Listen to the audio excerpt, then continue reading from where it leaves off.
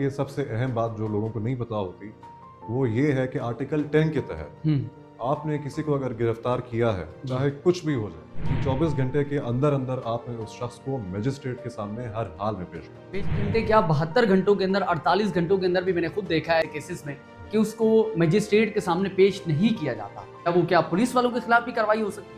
है। अगर आपको मजिस्ट्रेट के सामने पेश नहीं किया गया 24 घंटे के अंदर अंदर, जी, तो जो आपके खिलाफ पूरा मुकदमा है जी। उसके भी आप फाउंडेशन हिला सकते क्या कोई ऐसे भी हालात होते हैं जहाँ पे बगैर वारंट के भी गिरफ्तार किया जा सकता है? हैं। ऐसा नहीं है कि पुलिस को खुली छूट है और जिसको भी चाहें जब भी चाहें गिरफ्तार कर लें। आर्टिकल 10A जो हमारा आइन का है वो गालिबन हमारे आइन के चंद अहम तरीन आर्टिकल्स में से एक है। आर्टिकल 10A बेसिकली आपको देता है right to a fair trial. किसी जज के खिलाफ भी कार्रवाई हो सकती है? बिल्कुल आप जज के खिलाफ भी कार्रवाई कर सकते हैं। उस अगर सुप्रीम कोर्ट का भी जज है, जी, उसके खिलाफ आपके पास जवाब हो, सबूत हो, आप उसके खिलाफ भी जा सकते हैं। सुप्रीम जुडिशल काउंसिल उसके खिलाफ भी कार्रवाई उसके होगी। खिलाफ भी कार्रवाई कर हमने पाकिस्तान की तारीख में किसी ऐसे इदारे की मिसाल देनी हो जिसने बढ़ चढ़ के आर्टिकल 10A की खिलाफ वर्जी की है, जी। तो वो नैब है। अस्सलाम वालेकुम नाज़रीन, हमारा पाकिस्तान के साथ बासित मलिक आपकी खिदमत पे हाजिर है। नाज़रीन, फंडामेंटल राइट्स की आर्टिकल 10 और 10A की इस वीडियो में खुशामदीद। शाहज़ैन साहब most welcome. Thank you. Shahzain साहब, जो बुनियादी हुकूक का आर्टिकल 10 है, ये पाकिस्तानियों को क्या हुकूक देता है? जी बासित आर्टिकल 10 बेसिकली कहता है safeguard as to arrest and detention, यानी किसी को गिरफ्तार करते वक्त या उसको हिरासत में रखते वक्त कुछ तहफ़्फ़ुज़ात हैं जो हमारा आइन उन लोगों को जिनको या गिरफ्तार किया जा रहा है या हिरासत में रखा जा रहा है उनको ये तहफ़्फ़ुज़ात देता है। जी, इसमें आप ये देखें कि किसी को जब गिरफ्तार किया जाएगा, जी, उसको ये बताया जाएगा, ये लाजिम है, उसको ये बताया जाएगा कि उसको क्यों अरेस्ट किया जा रहा है। जी, जो वकील करने का हक है वो हमारा आइन अंडर आर्टिकल 10 देता है, वो उसको आप देता हक है। नहीं छीन सकते। ठीक है। और सबसे बढ़ के सबसे अहम बात जो लोगों को नहीं पता होती वो ये है कि आर्टिकल 10 के तहत हुँ, आपने किसी को अगर गिरफ्तार किया है, जी, चाहे कुछ भी हो जाए, जी, आपने विद इन 24 आवर्स यानी जी। 24 घंटे के अंदर अंदर आपने उस शख्स को मजिस्ट्रेट के सामने हर हाल में पेश करना पेश करना है। शाहज़ैन साहब, मैंने बहुत सारे केसेस देखे हैं जिसमें पुलिस वाले किसी मुल्ज़िम को इल्ज़ाम की बुनियाद पर जब अरेस्ट करते हैं, उसको हवालात में लाते हैं, तो 24 घंटे क्या 72 घंटों के अंदर, 48 घंटों के अंदर भी मैंने खुद देखा है ऐसे केसेस में है। कि उसको मजिस्ट्रेट के सामने पेश नहीं किया जाता। उस केस में हम जो है वो क्या पुलिस वालों के खिलाफ भी कार्रवाई हो सकती है? देखिए बात यह है कि 24 घंटे के अंदर किसी को मजिस्ट्रेट के सामने पेश ना करना, जी, ये आर्टिकल 10 की खिलाफ वर्जी है। जी, बड़ा एक लॉजिकल चीज़ है। इसके खिलाफ आप बाकायदा हाई कोर्ट जा सकते हैं।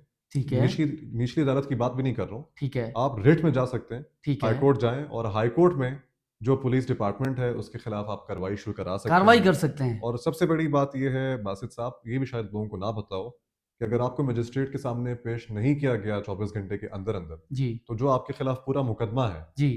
उसके भी आप फाउंडेशन हिला सकते हैं, हाँ, ये तो बहुत बड़ी बात है। सिर्फ इस वजह से कि आपको 24 घंटे के अंदर पेश नहीं किया ये गया। इन्फॉर्मेशन लोगों के पास होनी चाहिए कि भाई अगर आपके किसी बंदे को अरेस्ट किया जाता है पुलिस की जानिब से और विद इन 24 आवर्स उसको जो मजिस्ट्रेट के सामने पेश नहीं किया जाता, तो आप थाने के खिलाफ, जो मुतल्लिका थाना होगा, उसके जितने भी एहलकार हैं, ऑफिशियल्स हैं, आप उनके खिलाफ हाई कोर्ट जा सकते हो। बिल्कुल।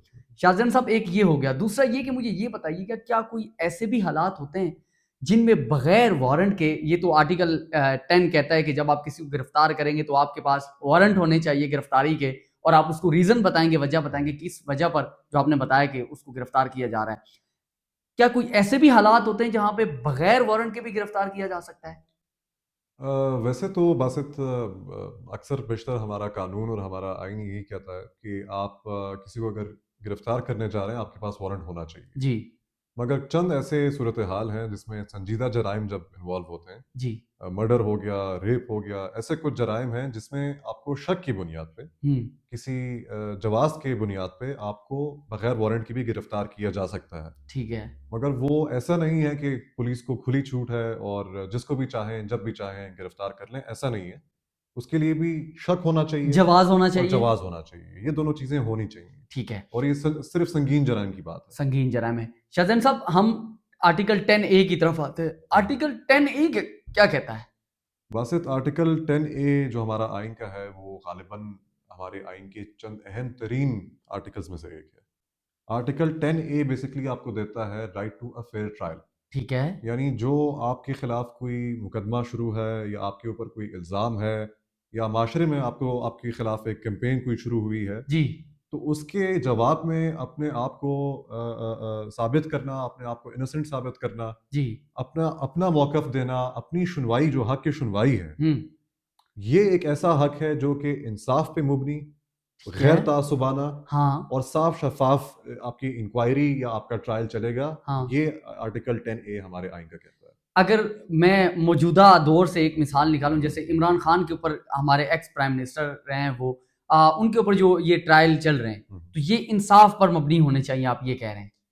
देखें बासित, चाहे इमरान खान साहब हो, जी, चाहे कोई भी और सियासी लीडर हो या चाहे कोई अदना सा आम इंसान हो, मुल्क का बाशिंदा हो, जी, किसी को भी आप सिर्फ इसलिए उसको हिरासत में रखना या उसके खिलाफ ऐसे मुकदमा चलाना जिसमें सबको साफ नज़र आ रहा हो हाँ, कि ये मुकदमा या ये हिरासत या ये गिरफ्तारी इंसाफ पे मुबनी नहीं है, जी, तो ये आर्टिकल 10A की खिलाफ वर्जी है। खिलाफ वर्जी है। आप देखें, आप कितने आपके रिसेंट पास्ट में कितने सियासी कैदी हैं, कितने सियासी कैदी हैं, कितने लोग हैं, कितने कारकुनान हैं जिनका पार्टीज की, ट्रायल इंसाफ पर नहीं होता, आप ये जिनका कह रहे हैं? ट्रायल इंसाफ पे सबको पता ही नहीं हो रहा। वो वायलेशन है आर्टिकल 10 वायलेशन ए है की। आर्टिकल 10A की। आप लोगों को अच्छा पकड़ पकड़ शाहज़ैन के। साहब, यहाँ पे मेरा जी एक सवाल है कि ये जो इंसाफ का जो फराहम करने का जो ये काम है, जी ये जी। हमारी अदालतों का है हम्म, और हमारे जो जज साहिबान हैं उनका हम्म, है। तो अगर ये जो आर्टिकल 10 ए है, ये हम्म, सिर्फ अदालत पर लागू होता है कि उनको सिर्फ ये जो फेयर ट्रायल का जो हक है, हम्म। ये जो काम है, ये सिर्फ उनको वो कर रहे हैं ना, तो ये उनके ऊपर लागू होता है सिर्फ आर्टिकल 10 ए? वैसे तो ये बड़ा गलत तासुर है हमारे माशरे में जी, कि 10A का इतलाक सिर्फ अदालत पे या ट्रायल करने वाले जज पे है। हाँ, ऐसा नहीं है। आपने अपने आप को इनफरादी जिम्मेदारी से हमने अपने आप को छुड़ाया हुआ है, ऐसा जी, नहीं है। हाँ, 10A का इतलाक हर पाकिस्तानी पे, हर लॉ इन्फोर्समेंट एजेंसी पे, हर अदालत पे, सब लोगों पे होता है। मैं आज यहाँ पे बैठ के आपके खिलाफ एक मुहिम शुरू करता हूँ, आपको माशरे में बदनाम करता हूँ, आपके खिलाफ मनगढ़ंत इल्जामात लगाता हूँ, इवन आपके खिलाफ मनगढ़ंत मुकदमाबाजियां करता हूँ। हाँ, ये तमाम आर्टिकल 10A की वायलेशन है। आपको ये शायद ना पता हो कि जो हत्या के इज्जत का जो कानून है, जी, डिफेमेशन का जो कानून है, जी, वो भी इसी के जुमरे में आता है। 10 ए के। 10A की जुमरे में है कि मैं बगैर किसी वजह के, बगैर किसी सबूत के किसी को बदनाम कर रहा हूँ, हुँ। तो ये मैं उससे उसका हक सुनवाई छीन रहा हूँ। शाहज़ैन साहब, एक बहुत अहम सवाल मैं आपसे करने चाह रहा हूँ। हम पिछले काफ़ी अरसे से देख रहे हैं, हम्म, इमरान खान साहब के जो ट्रायल होते हैं, हम्म, उसके अंदर जज साहिबान के ऊपर इल्ज़ामात लगाए जाते हैं हम्म, कि ये फ़लाना जो पॉलिटिशियन है, ये फ़लाने जज का लाडला है, या फ़लाना जो जज है, वो नून लीग का लाडला है, या नून लीग उस जज की लाडली है, या पीटीआई फ़लाने जज की लाडली है। जी। उस फेयर ट्रायल के अंदर जब वो ट्रायल हो रहे होते हैं, जो फेयर पर, सच्चाई पर मबनी होने चाहिए, उनके ऊपर जब किसी पॉलिटिकल पार्टी की तरफ से इल्ज़ाम लगाया जाता है, तो क्या ये भी उसके ज़ुमरे में आता है? देखिए बासित, बात यह है कि आप किसी जज के खिलाफ अगर इल्ज़ाम लगाते हैं, जी, किसी भी किस्म का इल्ज़ाम हो, एक तो ये याद रखें, ये भी 10A की रिक्वायरमेंट है। जी, ये भी 10A की ही एक ज़रूरत है कि आप किसी के खिलाफ इल्ज़ाम लगाएं तो उसके पीछे एक जवाज़ भी हो, ठीक है, उसके पीछे किसी ना किसी हद तक का सबूत भी हो। ठीक है।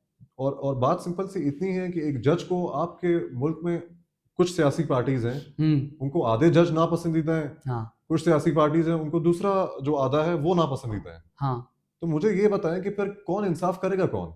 बिल्कुल। और जो जिनके ऊपर आप इल्ज़ामात लगा रहे हैं, उनके ऊपर एक पब्लिक का, एक अवाम का एक प्रेशर आ जाता है, एक हाँ। परसेप्शन, एक तासुर बन जाता है, तो वो कैसे इंसाफ करेंगे? आप मुझे बताएं।